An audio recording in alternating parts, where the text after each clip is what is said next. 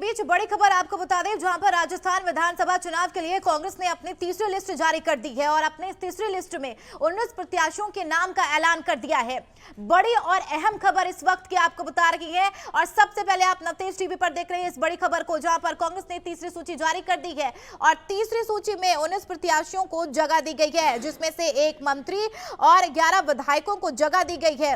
एक विधायक का टिकट भी इसमें काटा गया है और खास बात आपको बता दें, कांग्रेस ने पहली सूची में 33, दूसरी सूची में 43 उम्मीदवार घोषित किए थे। यानी कि कांग्रेस ने अब तक राजस्थान विधानसभा की 200 सीटों में से कुल मिलाकर 95 सीटों पर अपने प्रत्याशी का ऐलान कर दिया है। नगर, धौलपुर और करौली, सपोटा ऐसे तमाम जगहों पर उम्मीदवार घोषित किए गए हैं। गंगापुर, देवली, उनियारा, मसूदा, पचपदरा आदि पर उम्मीदवार घोषित किए गए हैं। बड़ी खबर आपको बता रहे हैं, जहां पर कांग्रेस ने विधानसभा चुनाव के लिए आखिरकार अपनी तीसरी सूची जारी कर दी है। इसमें तमाम उम्मीदवारों के नाम है, एक मंत्री और 11 विधायकों को शामिल किया गया है। एक विधायक का टिकट भी कटा है। साथ ही आपको बता दें, कांग्रेस ने इस बार मौजूदा चेहरों के फिर से टिकट देने का फॉर्मूला अपनाया है। 2 बार में सीएम और 20 मंत्रियों को टिकट दिया जा चुका है। वहीं सिटिंग विधायकों को ही रिपीट करने का मापदंड इस बार कांग्रेस पार्टी ने अपनाया है। नगर, धौलपुर, करौली, सपोटा ये तमाम जगह हैं जहां पर तीसरी सूची में आखिरकार कांग्रेस ने अपने प्रत्याशी का ऐलान किया है। ये बड़ी और अहम खबर हम आप तक पहुंचा रही है। राजस्थान विधानसभा चुनाव के लिए कांग्रेस ने अपनी तीसरी सूची जारी की, 19 प्रत्याशियों का ऐलान। साथ ही आपको बता दें, 19 में से एक मंत्री और 11 विधायकों को टिकट, 19 उम्मीदवारों में से 11 विधायकों को टिकट दिया गया है। एक विधायक का टिकट कटा है। यह तीसरी सूची बताई जा रही है।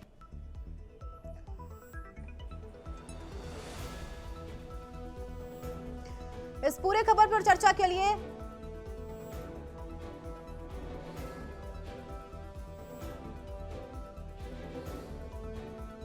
तो इसको पूरी खबर पर चर्चा के लिए हमारे वरिष्ठ सहयोगी उमंग माथुर जी हमारे साथ न्यूज रूम लाइव जुड़ गए हैं। उमंग, जिस तरीके से लगातार आखिरकार कांग्रेस की अब तीसरी सूची जारी हो चुकी है, जिसमें 19 प्रत्याशियों के नाम का ऐलान किया गया है और खास बात यह है कि एक मंत्री, 11 विधायकों को जगह दी गई है।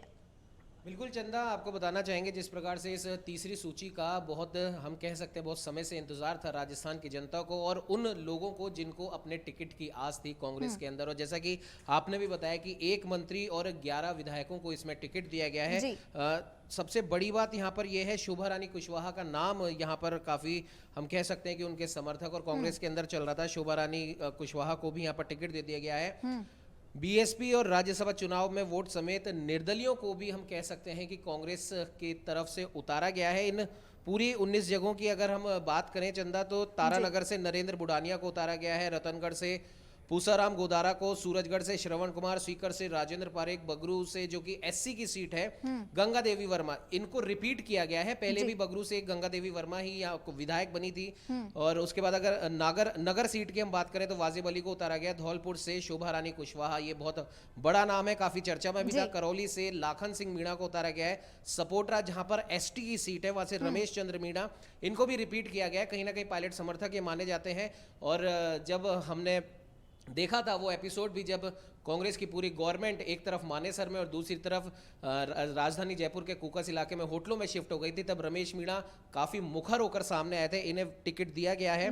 गंगापुर से रामकेश मीणा को उतारा गया है। बांदीकुई से एक बार फिर से वही पुराना नाम है गजराज खटाना, इन्हें टिकट दिया गया है। देवली उनियारा सीट काफी महत्वपूर्ण हो जाती है, क्योंकि देवली उनियारा से अगर हम बीजेपी की बात करें तो कर्नल किरोड़ी सिंह बैंसला के सुपुत्र विजय बैंसला को बीजेपी ने यहां से उतारा है और यहां पर मुकाबला काफी रोचक होगा। हरीश चंद्र मीणा को यहां से उतारा गया है। अब देखने वाली बात चंदा यह है, देवली उनियारा सीट की अगर हम बात करें तो कहीं ना कहीं जाट, गुजर, मीणा, ये एक मिक्स वहां पर जातीय गणित वहां पर बैठता है। लेकिन विजय बैंसला क्या हरीश चंद्र मीणा को टक्कर वहां पर दे पाएंगे, ये देखना काफी रोचक होगा। मसूदा सीट की अगर बात करें तो राकेश पारेख को वहां से उतारा गया। पचपदरा से मदन प्रजापत को उतारा है। रेवदर जो कि एससी सीट है, मोतीराम कोहली को उतारा गया है। झालोद जो कि एसटी सीट है, हीरालाल डारंगी को उतारा है। सहरा सीट से राजेंद्र त्रिवेदी, केशवराय पाटन जो कि एससी सीट है, सीएल प्रेमी बैरवा, 12 अटरू एससी सीट, पानाचंद मेघवाल को यहां से टिकट दिया गया है। आपको चंदा हम बता दें कि विधानसभा चुनाव के लिए कांग्रेस ने जो 19 प्रत्याशियों की तीसरी सूची जारी की है, इसमें जैसा कि आपने भी बताया, एक मंत्री और 11 विधायकों को जगह दी गई है। एक विधायक का यहां पर टिकट भी कटा है। कांग्रेस ने पहली सूची की अगर हम बात करें तो 33 लोगों के नाम थे, दूसरी सूची में 43 लोगों के नाम थे।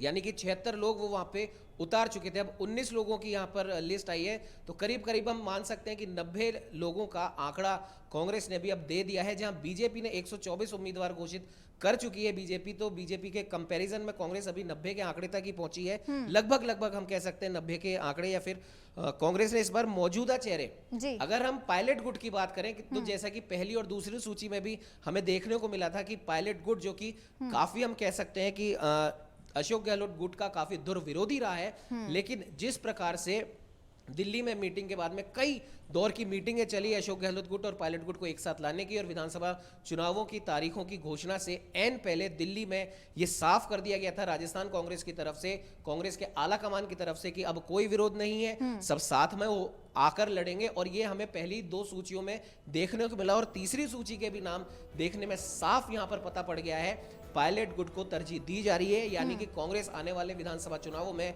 सचिन पायलट या फिर उनके तमाम समर्थक विधायकों को नाराज नहीं कर सकते। चंदा, बिल्कुल उमंग जी, साफ तौर पर ये जो तीसरी सूची अब जारी कर दी गई है, इससे ये कहना मुखर नहीं होगा कि कहीं ना कहीं अब अशोक गहलोत और सचिन पायलट में जिस तरीके से आपसी मतभेद देखने को मिल रहे थे वो अब देखने को नहीं मिल रही। हालांकि पहली और दूसरी सूची में भी ये साफ तौर पर स्पष्ट हो चुका था, लेकिन जैसा कि आपने तमाम नामों का जिक्र किया, इस बात को तो ये दोहराया जा सकता है कि कहीं ना कहीं जो कांग्रेस ने फॉर्मूला अपनाया है वो सिटिंग विधायक का फॉर्मूला अपनाया है, जिसमें से जैसे कि आपने महत्वपूर्ण भी बातें बताई कि किस तरीके से रिपीट किया गया है कई उम्मीदवारों को, लेकिन जिनके टिकट कटे हैं हो सकता है कि अभी और भी विरोध का सुर जो है तेज हो सकता है। उमंग जी, चंदा, वैसा लगता नहीं है, भले ही हम बीजेपी की बात करें या कांग्रेस की बात करें, अब विरोध के स्वर उतने नहीं दिखेंगे जो बीजेपी की दोनों तीनों सूचियों में, कांग्रेस की तीनों सूचियों में देखने को मिला था, क्योंकि कहीं ना कहीं अब जिन लोगों के टिकट कट रहे हैं वो इतना ज्यादा विरोध पे नहीं आएंगे। और कांग्रेस की अगर हम विशेष तौर पे बात करें तो जैसा कि कांग्रेस के तमाम लोग कहते हैं, आज पूरे दिन भर कांग्रेस के खेमे में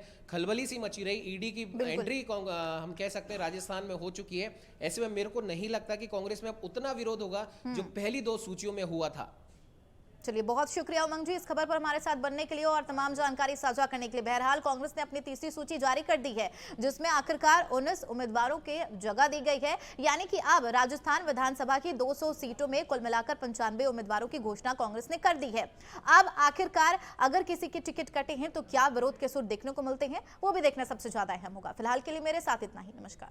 देश और दुनिया की हर बड़ी खबर के लिए सब्सक्राइब करें नवतेज टीवी और पल पल के अपडेट्स के लिए बेल आइकन को दबाना ना भूलें, क्योंकि आपकी खबरों का भरोसेमंद साथी है नवतेज टीवी।